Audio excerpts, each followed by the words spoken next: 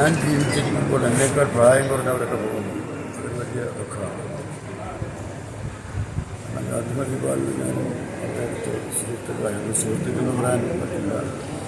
ഒരു പ്രായവ്യത്യാസം വലിയ തീരുമാനത്തോട് ഒരു വലിയ ജ്യേഷ്ഠതയെ കാണുന്നതിലാണ് കാലഘട്ടം.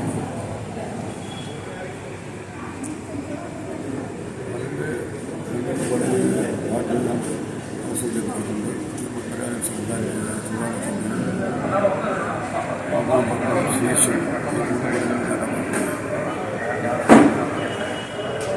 നല്ല സിനിമകൾ ആഗ്രഹിച്ച നല്ല വിശ്വാസികാരന് വരും. കലയിൽ അഭിനയിച്ചുകൊണ്ടുവരുന്നുണ്ട് വിശ്വാസികാരാണ്. കാരണം മലയാള സിനിമയിൽ ഒരു നിർമ്മാതാവ് വിജയിക്കണമെങ്കിൽ ചിത്രങ്ങൾ അയാൾ തന്നെ വിതരണം ചെയ്യണം. മറ്റൊരു വിതരണ കമ്പനിയെ ഏൽപ്പിച്ച് ഭീമമായ നഷ്ടം സഹിച്ചത് ബോധമുള്ളവരാണ് ഞാൻ. അതെനിക്കറിയാം. സ്വന്തമായി വിതരണ കമ്പനി കൂടെയുള്ള നിർമ്മാതാവിന് മാത്രമേ മലയാള സിനിമയിൽ പിടിച്ചെടുക്കാൻ കഴിയും. ആ സത്യം ആദ്യം മനസ്സിലാക്കി യാതൊരു വിതരണ കമ്പനി തുടങ്ങിയ ബുദ്ധിമാനാണ് ബാലൻ.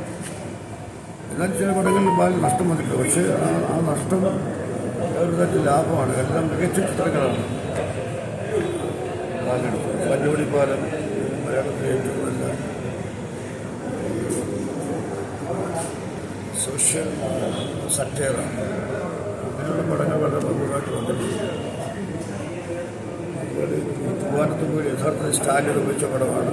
അപ്പോൾ സ്റ്റാലിനിക്ക് സുഖമില്ലാതായപ്പോൾ വിതരണക്കാരനായ ബാലൻ അത് ഏറ്റെടുക്കുകയായിരുന്നു. അത്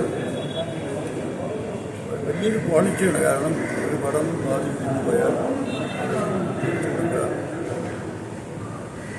ഇനി ദീർഘം പോലുള്ള പടങ്ങളിലൊക്കെ നിർമ്മാണമായിട്ട് വളരെ സഹകരിച്ചാണ്.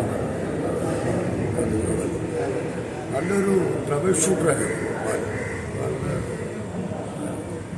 എവിടെ എന്ത് പ്രശ്നം മുടങ്ങിക്കിടന്നാലും ബാലൻ വന്നാലും ശരിയാകും. ട്രബിൾ ഷൂട്ടർ എന്ന് പറയുന്നത്.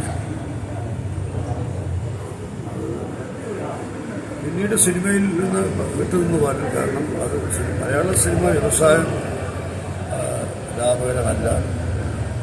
ആരെക്കാളും കൂടുതൽ അറിയാവുന്ന ആളാണ് ഞാൻ. കാരണം 26 പടം പ്രതീക്ഷയാണ്. അപ്പോൾ ഇവിടെ കാര്യമായിട്ടൊന്നും കിട്ടിയിട്ടെന്ന് മാത്രമല്ല, മൊത്തം നോക്കുകയാണെങ്കിൽ ഭീമമായ നഷ്ടമാണ്. അപ്പോൾ ഈ മലയാള സിനിമ നിർമ്മാണം ലാഭകരമല്ല. അതറിഞ്ഞുകൊണ്ട് തന്നെ ഈ രംഗത്ത് നിൽക്കുന്നവരാണ് ശരിക്കും അർത്ഥം സഹിക്കുന്നവർ. അങ്ങനെ ഒരാളായിരുന്നു ബാലൻ. പക്ഷേ പിന്നീട് ബാലൻ വേറെ ബിസിനസ് തുടങ്ങി. റിയൽ എസ്റ്റേറ്റ് ബിസിനസ്സിൽ വളരെ സമർത്ഥനായിരുന്നു. എല്ലാം കൊണ്ടും നല്ല സതുദ്ദേശത്തോടുകൂടി ജീവിക്കുകയും നല്ല ലക്ഷ്യങ്ങളിലെത്തുകയും ചെയ്ത നല്ല അനുജനാണ്. തീർച്ചയായിട്ടും ഒരു വലിയ നഷ്ടമുണ്ട്. സുഹൃത്തുക്കൾക്ക് വലിയ നഷ്ടമുണ്ട്. കാരണം സൗഹൃദം ഒരു കലയാക്കിയാണ് ഞാൻ തോന്നുന്നത്.